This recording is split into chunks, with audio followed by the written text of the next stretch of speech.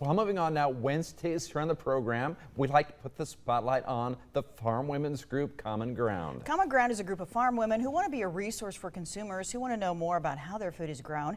Joining us now is Karol Swan from the Columbus area. Thanks for being here today, Karol. Well, it was good to be here. You It's a nice bet. drive down. Good, Yeah. good. Pretty day out. Yeah, it is. Well, let's see. What are you talking about today? Sorghum, right? Green sorghum, yeah. It's a Nebraska product. A lot of areas that cannot be irrigated, they plant sorghum, like in southwest Nebraska or the southern tiers.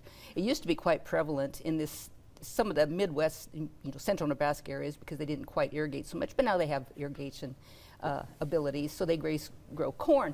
But it's, let's see, Kansas is the #1 state. Okay. They grow like as much as all the other states put together. And then Texas, and then you get into South Dakota, and then Nebraska kind of bounces around between Nebraska and Oklahoma for 4th and 5th as far as production. But it's quite an important food worldwide, which surprised me. Worldwide, it's very, very important. It's kind of an old grain, came from Africa.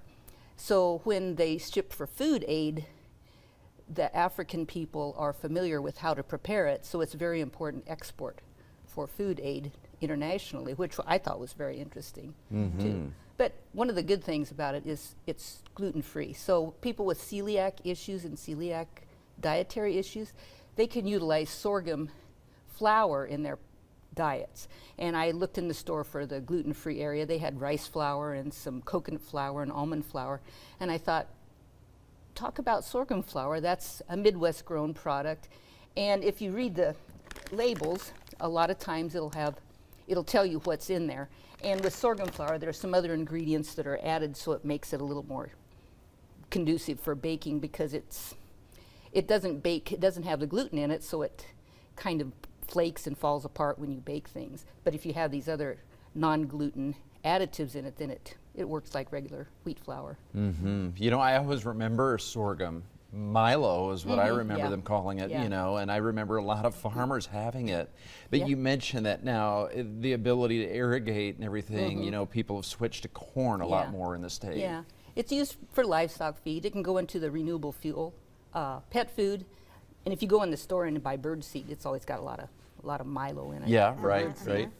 Yeah, but the international food thing, and like I said, it's an ancient grain. They said 500 million people worldwide depend on Milo or sorghum products for food. Wow. I so know that's worldwide. In the United States, we use it for other things, but worldwide. Big international product for sure. Yeah. Okay. Karol, thank you. Good information today. And you're sticking around with the recipe, right? Yes. Okay. I have some gluten-free cookies. All right. Out of my sorghum flour. Okay, looking forward to that. Thank you. Cookies are always good. Thank you.